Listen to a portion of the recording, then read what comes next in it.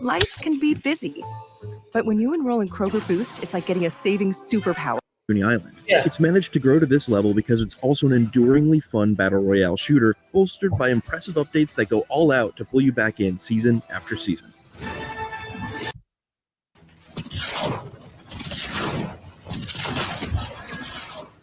It's wild to think about just how much of gaming culture over the last decade has been defined at least in part by Fortnite. This is a game that began humbly, before expanding wildly into a juggernaut of an online sandbox where somehow Aang from Avatar: The Last Airbender can parachute down onto an island on a Cacodemon from Doom, team up with a Greek god, and zoom away in a sports car before emptying a machine gun into Deadpool as he pelts you with Captain America's shield. But Fortnite isn't just a collection of branded cardboard cutouts scattered throughout a cartoony island. It's managed to grow to this level because it's also an enduringly fun battle royale shooter, bolstered by impressive updates that go all out to pull you back in season after season.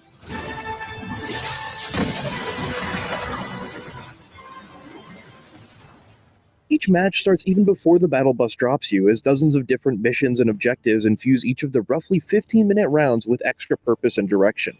This mission structure cleverly guides you towards engaging with Fortnite's large, interestingly laid out map by peppering locations and quests throughout the island. You're naturally encouraged to discover things as you run, dive, or glide from objective to objective. Stumbling upon something cool like a helpful NPC or a weapon bunker to net some useful loot is more rewarding than simply running toward an ever-shrinking safe zone. When you land, these missions might prompt you to do weird things like emote at a named location or eliminate an opponent with a specific weapon to earn experience points for your battle pass. Of course, everyone else is trying to kill you as you do this, so you have to balance it with the task of gearing up with a healing item and guns. The best of those items will be at riskier spots like the Underworld or the Nitro Dome, where you're all but certain to run across others looking for kills right off the bat. But if you prefer to land somewhere less contentious, you'll still be able to find useful stuff off the beaten path, letting you tailor the pace to your preference. The main guns cover your typical but satisfying selection of rifles, SMGs, and shotguns, but Epic isn't afraid to mix up the balance with more creative ideas. They frequently add cool one-off weapons themed after its nearly non-stop rotation of different crossovers. Logging in on a random day could land you something as silly and mundane as Emma Frost's burst rifle, which just deals extra damage, or as bombastic and explosive as the Kamehameha from Dragon Ball Z. Even when they're especially powerful, mythics are easy to come by, meaning you're a lot less likely to lose to another player just because they had a super-powered weapon you couldn't find, like Captain America's shield. The fine art of creating structures mid-fight is as definitively Fortnite as it is divisive, but I like how much literal depth it adds to the already engaging, tense shooting mechanics. It knocks the skill ceiling up a few notches as you learn to juggle the usual dance of aiming, dodging, and reloading with quickly laying down cover and managing your resources. Approachable quick shortcuts make it simple to build a ramp to help climb a hill or set up a wall to defend yourself while you reload. It's not mandatory though. You can definitely still win and have fun without much reliance on ensconcing yourself in wood. High fire rate weapons, like SMGs, can quickly dismantle opposing creations too, leaving enemies exposed to your sniper shots. Or you could just rush them down with a shotgun and take them out in their makeshift base. There are also no-build matches, which trade the ability to build for extra shields, which changes up the flow and pace of combat. In the default mode, shootouts between equally matched players always push me to the edge of my seat as both parties scramble to outbuild, outheal, and outshoot each other. But since no build takes extra cover out of the equation, the fights are more often locked to the close quarters areas already on the map, which rewards those who rush down their opponents even more. In either mode, plenty of choke points and events pop up randomly to force confrontations or provide an extra advantage for those willing to seize it. If you're lucky, you could snag a ton of goodies from the train before someone else does. From there, you might take on a camp of NPCs, which could reward you with an early forecast of where the safe zone will head next, letting you get the jump on the other remaining players and catching them as they rush towards what they think is safety. Other optional events, like NPC bosses, pepper the map and offer useful rewards. But chasing those also makes your location known to others, so they offer another dangerous decision to consider. You can also buy worthwhile items from friendly NPCs or even hire them to help you out in a fight. All these options ensure there's always something interesting to do beyond simply looting and shooting. Moving around the map feels incredible too. Fortnite's current movement options include a sprint, slide, sprinting jump, and mantle, which are just enough to keep combat dynamic and challenging. You aren't as mobile as a game like Apex Legends, but there are still cool opportunities for some daring escapes after a showdown gone awry. And when running around on foot just doesn't cut it, there are plenty of cars scattered around the island for you to find. Each produces a brain-ticklingly satisfying purr as you zoom around and rock out to in-game radio stations full of licensed songs. Even if you're not necessarily going anywhere specific, it's hard to resist the thrill of taking a car off a jump to get some serious airtime.